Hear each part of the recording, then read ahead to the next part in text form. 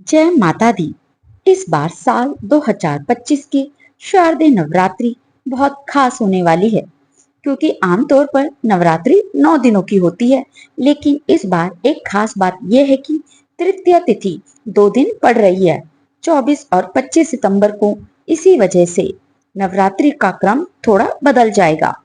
इस बार शारदीय नवरात्रि 22 सितंबर दिन सोमवार से शुरू होकर 1 अक्टूबर बुधवार को नौमी तिथि के दिन समाप्त होगी। दशमी तिथि 2 अक्टूबर गुरुवार को रहेगी और इस दिन कलश विसर्जन और दुर्गा विसर्जन सुबह 6:15 से 8:37 के बीच में किया जाएगा। इसी के साथ ही नवरात्रि व्रत का समापन हो जाएगा। 2 अक्टूबर गुरुवार को ही इस बार दशहरा का पर्व यानी विजयदशमी का पर्व भी मनाया जाएगा। इस बार 22 सितंबर सोमवार को कलश स्थापना का शुभ मुहूर्त रहेगा, सुबह 6:09 से 8:06 तक। अगर आप इस समय कलश स्थापना ना कर पाए तो फिर दूसरा मुहूर्त सुबह 11:49 से दोपहर 12:38 तक होगा, जो कि अभिजीत मुहूर्त होगा। इस समय भी आप कलश की स्थापना कर सकते हैं। मान्यता है कि जब नवरात्रि सोमवार से आरंभ होती है तो माता रानी हाथी की सवारी पर आती है और हाथी का आगमन होता है सुख, समृद्धि, शांति और वर्षा का प्रतीक। इस बार भी माँ दुर्गा अपने भक्तों के जीवन में सुख और उन्नति का वरदान लेकर आ रही है। नवरात्रि का पहला दिन इस बार 22 सितंबर सोमवार को रहेगा।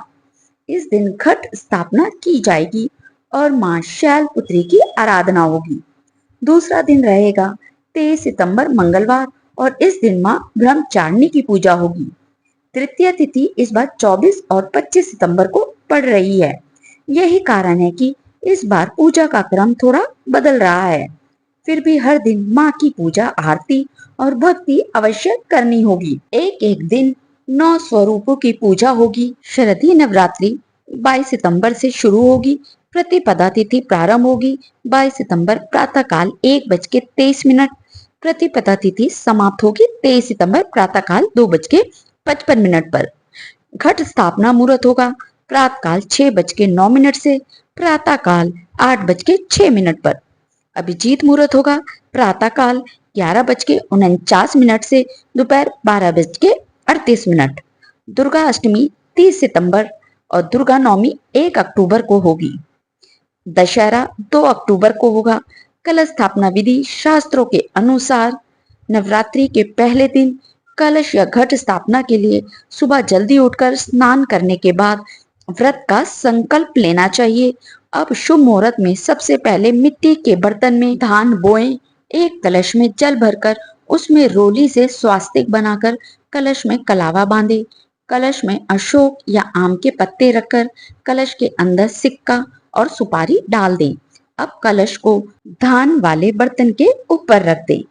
इसके बाद एक नारियल को लाल कपड़े में लपेटकर कलश के ऊपर स्थापित करें और 9 दिनों तक माँ का विधिवत पूजा करें। दोस्तों, अगर आपको हमारे द्वारा दी गई ये सभी जानकारियाँ पसंद आई हो तो आप हमारे चैनल ज्ञानवर्धक बातें को सब्सक्राइब, लाइक और शेयर करना ना भूलें।